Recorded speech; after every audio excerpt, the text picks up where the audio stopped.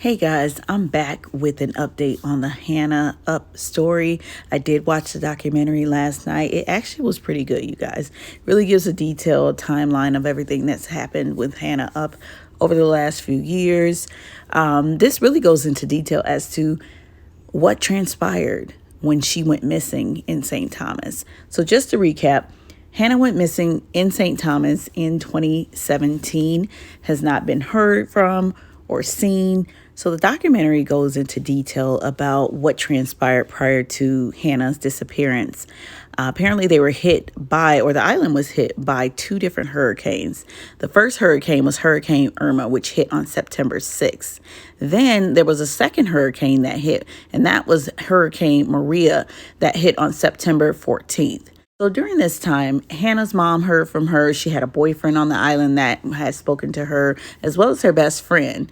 It was the date of the second hurricane, Maria, that nobody had heard from her after it hit. Hannah hadn't showed up for work. There was supposed to be a staff meeting that morning of September 14th. She didn't show up for work. They did find her belongings, her car, along with hundreds of dollars in cash, credit cards, her passport. They also found the sarong, some sandals, and a towel that was left on a bar stool at her favorite beach, Sapphire Beach. So there's details there, you guys, but nobody knows where Hannah went. Did she get on a boat to go to a different island for safety? Did she go hide somewhere and just got the amnesia, or the dissociative fugue took place? Nobody knows. It's all a mystery. So throughout this documentary, Hannah's friends, family, they all had good things to say about her. They described her as having a free spirit. She was very fierce, the center of the party. And then her best friend said that she was extra. So it sounded like she overall had a great personality, was really outgoing. So going off to the beach by herself was, a normal thing for her. So the disheartening part of this is that, one, Hannah is missing. The other part of it is her mother is desperately looking for her. She's moved out to St. Thomas and is driving Hannah's car. She's constantly looking for her. She's at Sapphire Beach, hoping that her daughter will turn up. It's really sad, you guys, but an overall great documentary. Now, her mom did hire a private investigator to kind of investigate things to see what happened. Now, they also mentioned that there are over 80 different islands out there in the Caribbean, so Hannah could be anywhere. They don't know if she washed ashore somewhere, if she drowned, if she was kidnapped. Did she just get this episode of dissociative fugue and doesn't know who she is, where she belongs? So what her mom is doing is she is sending her emails, daily emails, just in case Hannah checks it.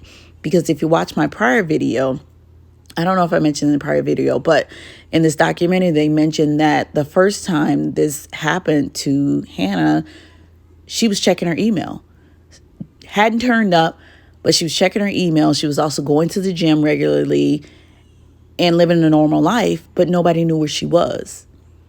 So they're thinking now, as they talk to the psychiatrist, they're thinking now maybe she's in one of these fugue states and it's just lasting longer than it has in the past. It's very interesting, you guys. Very interesting case. I'm glad I came across this. I want to hear your thoughts. What do you think happened to Hannah? Is she hiding out, living a new life? Maybe not even hiding out, but just is living her life, not knowing that she fell into this dissociative fugue state and just doesn't remember anything. There was a big storm, two big storms that came through. And they said that oftentimes the fugue state comes into play when you're going through some emotional or emotionally challenging situations or stressful situations. So she could be in one of these states and it's just lasting longer than it should. There was also some really good clues that were pointed out during this documentary.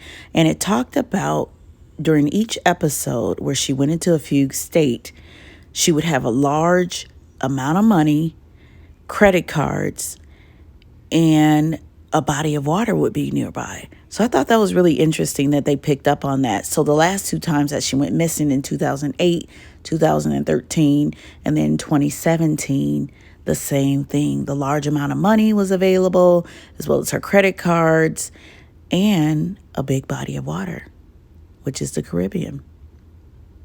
Wow. Very interesting. But I want to hear your thoughts on this. Leave your comments down below.